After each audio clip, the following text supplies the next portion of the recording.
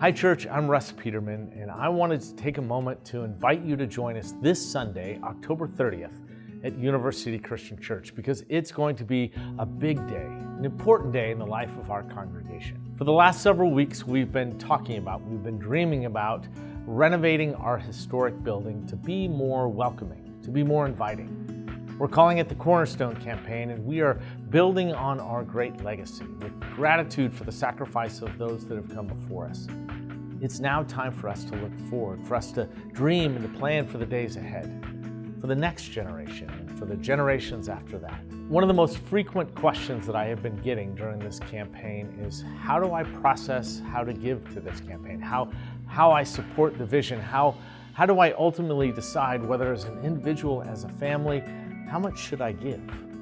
Well, first, we want this to be a spiritual decision before it's a financial one. We've been inviting you to pray for the last several weeks a very simple but yet profound prayer. God, what do you want to do through me? So we want this to be a prayerful response as you prayerfully discern how much you will give over and above your regular giving to the life of the church, to the mission and the ministry of the church, because that work still needs to continue. And there are some people who want to just figure out what the cost of the campaign is and how many members we have, and we should just divide it that way. But that's not really how it works. The phrase that you've been hearing a lot is not equal gifts, but equal sacrifice.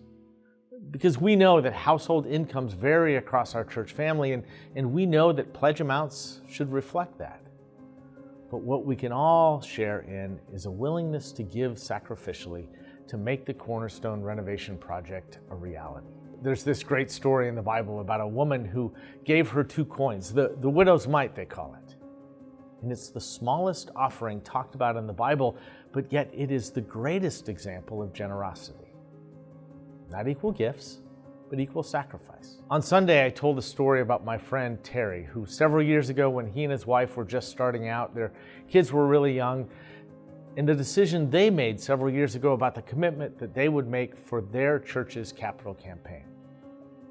They made the decision that one of the sacrifices that they would make for 3 years is to give up going out to eat on Friday nights. That was something that they would do as a family. But for those 3 years, they would stay home and they would eat together as a family, or as he says, even better, find someone to invite them to their house for dinner. Well, they figured that they spent about $50 a week going out to dinner each Friday. Remember, this was several years ago when a family of 4 could still eat for $50. Well, they added all that up, and $50 a week over 3 years, their sacrificial commitment to their capital campaign was $7,800 that they joyously made for their church. Again, not equal gifts, but equal sacrifice. You see, it's an individual decision, discerned through prayer about connecting to the greater whole of the church. We want this to be a meaningful, but also to let you experience joy, the joy of generosity.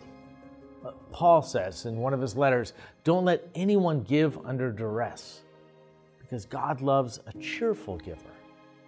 Look, some of the greatest joy of our lives come after struggle. So we don't want you to give until it hurts, because that's not nearly enough.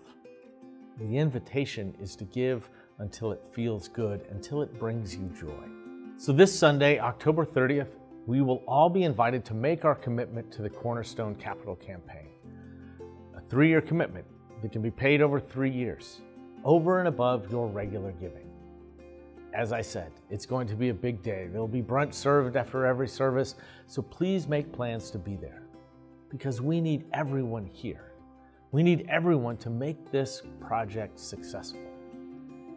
Friends, this is an exciting time at University Christian Church. For 150 years, this church has been faithful, and God has done amazing things in and through us. And I have no doubt that God will continue to do amazing things in and through us in the next 150 years.